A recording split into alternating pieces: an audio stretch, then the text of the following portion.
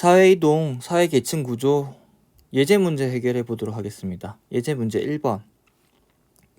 이런 사회이동, 사회계층 구조 문제는 오른쪽에 나와 있는 이런 표를 만들어서 문제를 해결하면 쉽게 해결할 수 있다고 얘기를 했었습니다. 근데 이 문제를 보니까 이미 이런 표가 만들어져 있죠. 만들어져 있는데 문제는 여기 나와 있는 A, B, C가 각각 어떤 계층을 얘기하고 있는지를 알 수 없습니다. 상중하 중에 하나라고는 얘기는 했는데 어떤 계층인지 몰라요. 그래서 그 계층이 무엇인지 확인부터 먼저 해야 될 것 같습니다. 확인할 수 있는 단서가 문제 나와 있겠죠. 문제를 쭉 읽어보니까 자녀 세대에서 각 계층 인구 중 부모와 계층이 일치하는 인구의 비율에 대해서 나와 있습니다. 그리고 이 비율이 하층에서 가장 높고요. 중층에서 가장 낮다라고 되어 있습니다. 그러니까 이 비율을 구하면 되겠죠. 이 비율을 구해야 되는데 일단 비율이라고 하는 거는 여러분 우리가 어떤 전체에서 부분이 차지하는 값을 얘기합니다. 그리고 조금 더 다르게 표현하자면 전체로 두고 있는 어떤 기준이 있을 거고요. 그 기준의 속에서 우리가 알고자 하는 대상이 있을 겁니다. 문장을 이거 봤을 때 자녀 세대에서 각 계층 인구 중에 부모와 계층이 일치하는 인구라고 했거든요. 그럼 기준이 되는 거, 전체가 되는 건 뭘까요? 자녀 세대 각 계층 인구가 되겠죠. 자녀 세대 계층 인구가 분모가 될 거고요. 그리고 분자가 되는 거는 분모와 계층이 일치하는 인구가 될 겁니다.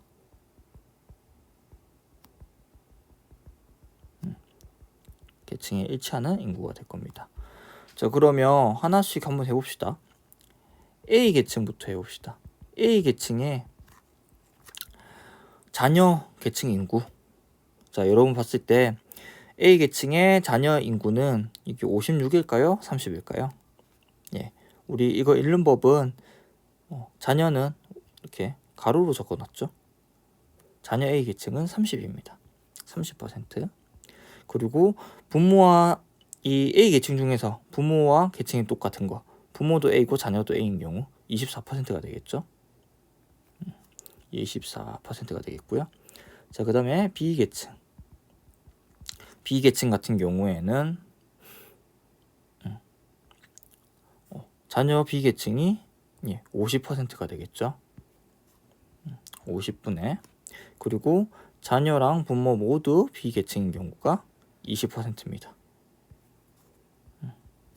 비율을 이렇게 구할 수 있고요.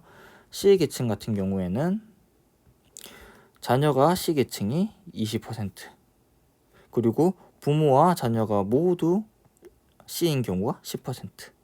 그래서 20분의 10이 되겠죠. 숫자를 크기를 비교해 보면 지금 제일 큰 숫자가 30분의 24가 제일 크죠. 그 다음에 큰 게 20분의 10, 그리고 제일 작은 게 50분의 20이 될 겁니다. 그래서 하층이 가장 높다라고 했고 중층이 가장 낮다라고 했으니까 가장 높은 A가 하층이 될 거고요. 가장 작은 B가 중층이 될 겁니다. C는 그럼 나머지 상층이 되겠죠. 그러면 A 계층이 하층, B 계층이 중층, C 계층이 상층, 이렇게 적히게 될 건데, 이거 가지고 표를 읽어가지고 문제를 풀어도 되지만 선생님 생각에는 이렇게 하면 좀 많이 헷갈릴 것 같습니다. 순서가 뒤죽박죽으로 되어 있으니까 혼란스러울 것 같거든요. 그래서 오른쪽에 좀 상중하 순서를 맞춰가지고 정리해서 적어보도록 하겠습니다.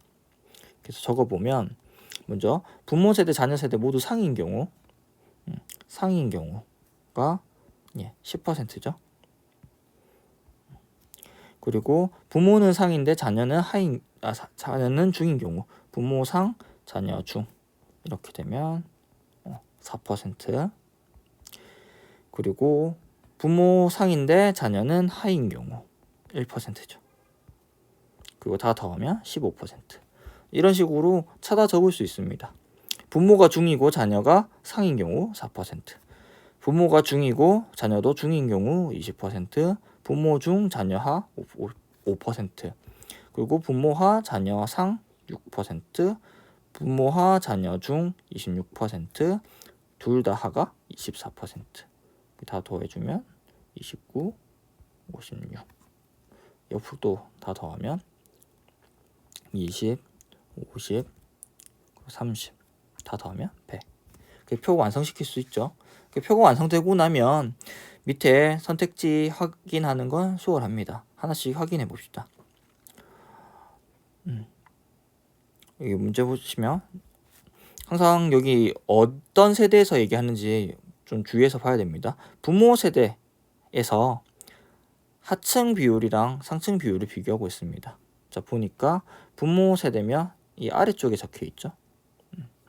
부모 세대 하층이 56% 그리고 상층이 15%입니다. 하층이 더 크죠. 하층이 56% 그리고 상층이 15%입니다. 하층이 더 큽니다. 그래서 틀렸고요. 자, 두 번째, 자녀 세대의 하층 인구 중 부모와 계층이 일치하는 인구의 비율은 50%다. 여기 또 비율 나왔죠. 이렇게 보니까 기준이 되는 거 뭐 중, 그러니까 자녀 세대 하층 인구 중이라고 돼 있죠. 전체는 자녀 세대 하층 인구입니다. 자녀 세대 하층 인구가 얼마인가 봤더니 자녀 세대 하층이 30%죠. 그래서 분모는 30이 되겠고요. 그리고 그 중에서 서로 계층이 일치하는 인구, 자녀가 하고 부모도 하인 경우가 24%죠. 30분의 24. 이건 50%보다 훨씬 더 크죠. 그래서 틀렸다. 그 세 번째, 자녀 세대에서 부모와 계층이 일치하는 인구보다 세대 간 이동한 인구가 더 많다 이렇게 했는데 자녀 세대 그 전체를 얘기하죠. 전체 100% 중에서 계층이 일치한 사람이랑 계층이 이동한 사람 찾으면 되는데 자, 이렇게 지금 빨간색으로 선 그은 대각선이 어떤 거였어요? 계층이 일치하는 거죠. 부모도 상, 자녀도 상, 일치. 부모 중, 자녀 중, 일치.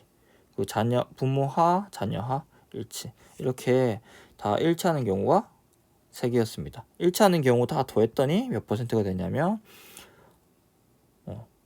54%가 됩니다.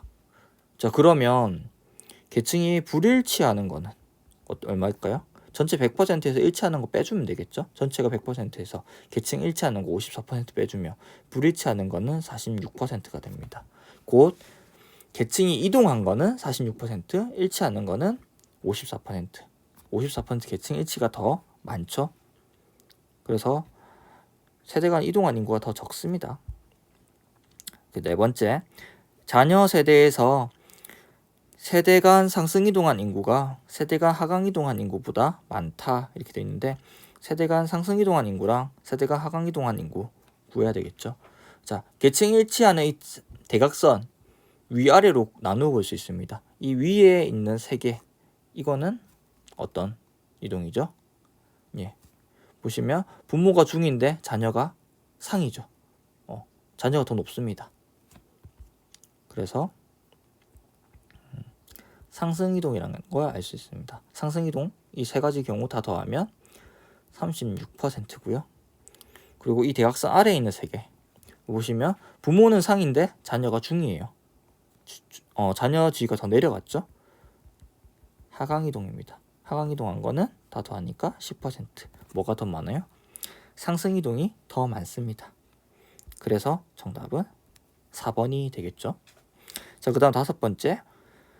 자녀 세대의 계층 구조보다 부모 세대의 계층 구조가 사회 통합의 실현에 유리하다 이렇게 되어 있는데 자, 자녀 세대의 계층 구조랑 부모 세대의 계층 구조 확인해 보면 되겠죠. 자녀 세대의 계층 구조 같은 경우에는 중층이 제일 많습니다. 중층이 제일 많은 거 보니까 다이아몬드형이란 거 알 수 있죠. 다이아몬드형 계층 구조라는 거 알 수 있고요. 자녀 세대 같은 경우에는 하층으로 내려갈수록 커지고 있죠. 그러니까 이거는 피라미드형이란 거 알 수 있습니다. 둘 중에서 통합 사회통합에 유리한 거는 중층이 더 많은 다이아몬드형이죠. 이렇게 쉽게 확인해 볼 수 있습니다.